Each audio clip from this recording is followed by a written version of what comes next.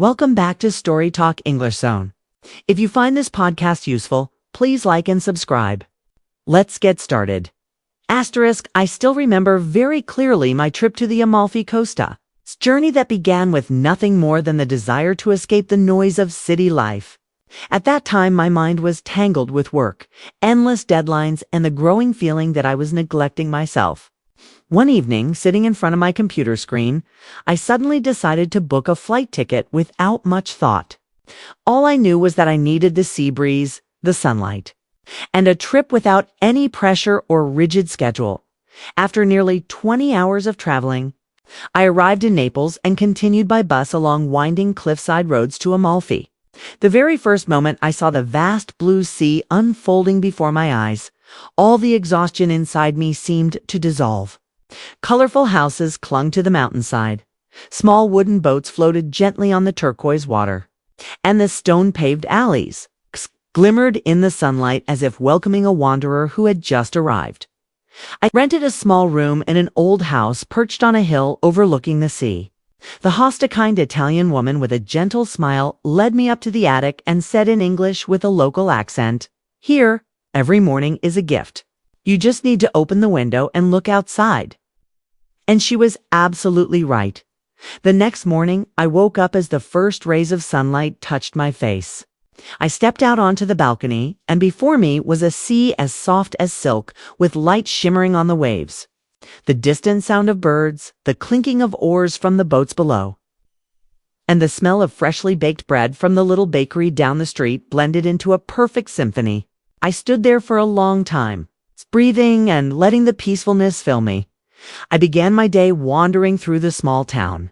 The streets of Amalfi are like a maze, narrow alleys, steep stone staircases, and stalls, selling lemons as big as an adult's hand. Amalfi is famous for its limoncello, so the scent of fresh lemons seemed to linger everywhere. An elderly woman selling fruits let me try a local lemon. She laughed heartily when I winced from the overwhelming sourness. "Sour is delicious," she said. I laughed too, feeling strangely lighthearted. I continued climbing long stairways that led to the Valle del Ferrari waterfall. The trail wound through lush green forests, the sound of flowing water and the rustling leaves whispering like nature's own lullaby. I stopped at a small stream, sat on a rock, and dipped my feet into the cold water. In that moment, I realized how long it had been since I truly listened to the sounds of the world around me. In the city, everything is rushed. Here, everything breathes at its own pace. In the afternoon, I returned to town as the sun began leaning toward the sea. I found a small cafe. The owner, a young Italian man with curly hair, kept singing along to the songs on the radio. I ordered a cappuccino. He asked where I was from, whether I was traveling alone, and if I liked the town. When he learned that I was trying to regain balance in my life, he simply smiled and said, "The sea is a good doctor. You just need to sit in front of it for a long time. It heals everything." A simple sentence, yet strangely true. That evening, I went to the beach, laid down a towel, and watched the sky turn deep orange. Children were playing soccer on the sand, tourists were taking photos, and an elderly couple held hands by the water's edge. I couldn't help but smile.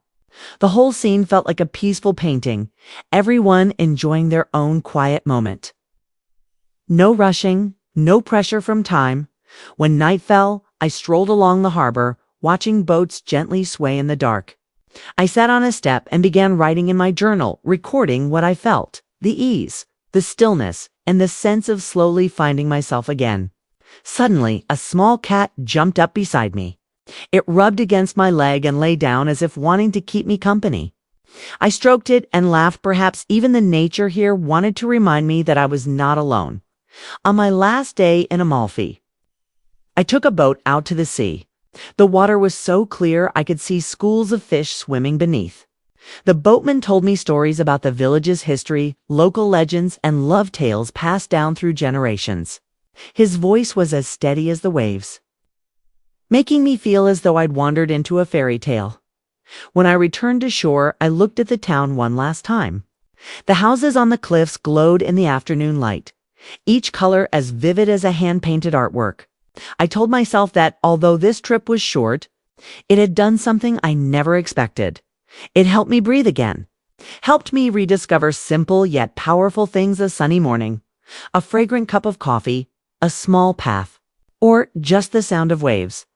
I left Amalfi with a much lighter heart, and I knew that wherever I go, I will always remember that moment standing before the sea, the wind brushing through my hair, and the realization that peace had never truly left it, just that sometimes we forget how to find our way back to it.